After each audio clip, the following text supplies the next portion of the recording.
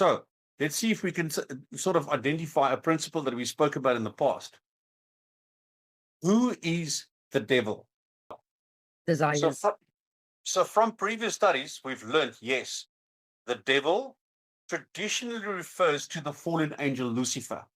Jesus said to him, "Get you behind me, Satan, because your intentions are not of God, but of man." Mm. So an ungodly idea is also evil. Can you see now when I make reference to the devil or Satan, I must also now understand that it could possibly include my sinful nature. It could possibly include good intentions outside of God's will. Mm-hmm. It can also include a demonic spirit or Lucifer himself.